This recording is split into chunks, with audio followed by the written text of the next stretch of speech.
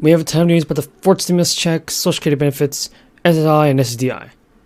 A ton of news about the fourth stimulus payments are coming in. I have a lot of information that I'm going to share with you guys today in this video, so continue watching.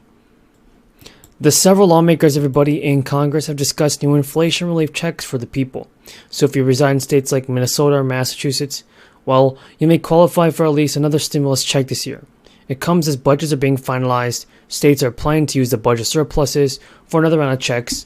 So a lot of good things are happening in Congress, and a lot of stimulus payments can actually be sent out faster than we ever thought in the history of our lives. So, as I was saying, it's official. The governor in several states like Minnesota have actually hoped to include a tax rebate in the state's upcoming budget. It comes from the announcements of the state's budget. It's set to go for January 24. And according to the Associated Press, well, the budget will propose indexing state aid for school districts just to help combat inflation. So Waltz has told reporters that I think people are feeling inflation. Even though it might be cooling a little bit, there's a slight sense of urgency among people to get something done. And that's good here. Something should be done because the Governor Waltz's original pitch for the tax rebates has been quite generous for a lot of people. It gives single filers, for instance, a lot of breathing room, a lot of time to just think about what they can do, and now the government has already signed them into a second term. So, though not all of these fellow lawmakers share the priorities, though, because the House Speaker and Majority Leader claimed they wanted to prioritize tax credits for families, giving the families $3,000 for every child 5 or younger, with a cap of $7,500. Even the Massachusetts governor and top lawmakers signaled that a clearer picture of potential tax relief may not even emerge until at least the end of January, when a key final metric is actually heard of. So one governor, for instance, said their teams are working closely through numbers and evaluating what's possible. They said that we told reporters how important it is to make sure that we're doing everything we can for the residents of the state. And Healy on the campaign trail had vowed to make progressive permanent tax relief her day one priority. She also had largely echoed support for the now former governor Charlie Baker's sweeping tax cut proposal last year. And low, middle, and income residents have all received some stimulus payments just to stop the crying at least. But now the IRS said it recently finished correcting tax returns, filing that for 2020. And so the IRS said, folks, that the average tax refund is around $1,200, with tax agencies sending a total of $15 billion back to the taxpayers. So while taxpayers were sent letters from the IRS just to inform them about the fixes to the 2020 tax filings, well, tax review came due to the American Rescue Plan. It was signed by Joe Biden, we all know that, and because the IRS, it reviewed returns filed by workers and even other people who have jobless aid as income. So the IRS told CNBC that some taxpayers received refunds, while others received overpayment applied due to taxes or other debts. In some cases, the exclusion only resulted in a reduction in their adjusted gross income. But now we know that about 14 million tax returns were corrected. The IRS issued refunds for 12 million of those filings. It added individuals, married couples whose adjusted gross income was below 150 grand, or who were eligible to see unemployment and aid untaxed. According to the IRS, it has now finished corrections, everybody.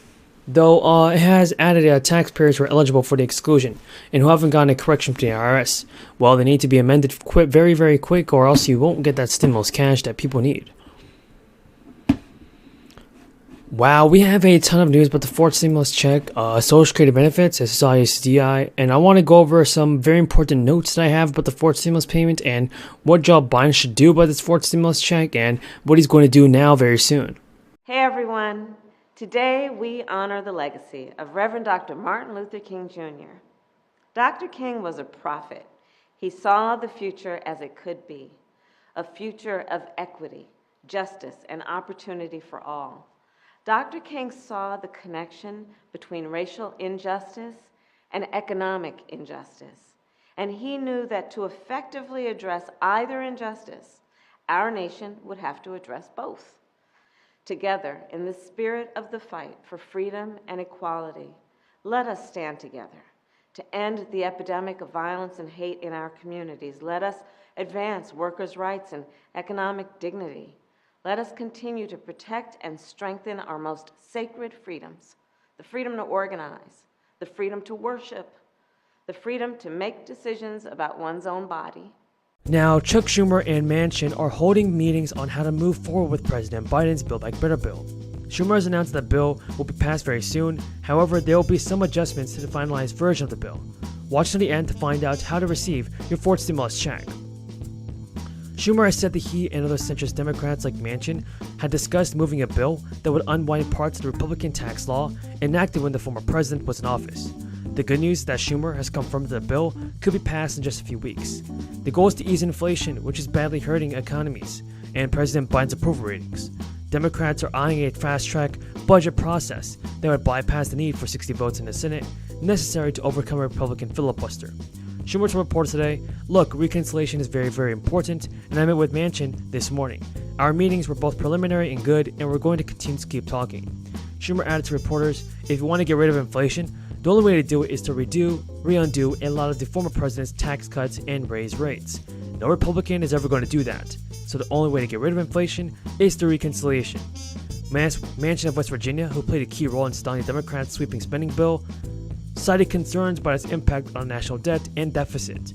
After today, meetings with Schumer, Manchin told reporters, "We talked about the tax code and doing something to combat inflation. He's just as concerned about inflation as I am. Reconciliation to me is about getting inflation under control, paying down debt, and getting a handle on what's going on." The West Virginia Democrat voiced an interest in potentially raising the corporate tax rate to 25% and the capital gains rate tax to 28%. To pass the reconciliation bill, Schumer would actually need to keep his entire caucus together, due to the evenly split margins in the Senate. It's unclear if centrist Democrat Chris Sinema of Arizona, who also played a big role in Build Back Better legislation, is open to the negotiations. Schumer has also said that today that President Biden is getting closer to canceling up to $50,000 in student loan debt for borrowers through executive action. During a speech on the Senate floor, Schumer said, "I'll keep urging the president to take this action, an important step.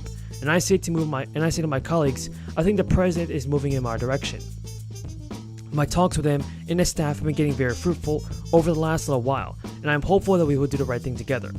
Now, the Biden administration extended the moratorium on federal student loan payments earlier this month, through the end of August. According to the Department of Education, a total of 43 million Americans owe a total of about $1.75 trillion in student loan debt. That's a number that has nearly doubled in the past decade. The progressive wing of the Democratic Party started pressuring Biden in the first weeks of his presidency to take executive action to cancel $50,000 in student loan debt, but President Biden shot down the proposal last year. With Schumer's optimism Wednesday, though, the president can move on his student debt ahead of the midterm elections this year. Jen Psaki actually told reporters the president has been considering and looking at options for how to provide more relief to students across the country. Meanwhile, Republicans have been united in their opposition to any student debt forgiveness. The GOP senators introduced an act that would actually end the suspension of repayments and prevent the president from canceling student debt. Senate Republican Mike Braun said in an official statement this week that the majority of Americans do not have college degrees, and this transfer of wealth is not a move to advance equity, but rather a taxpayer handout to appease activists.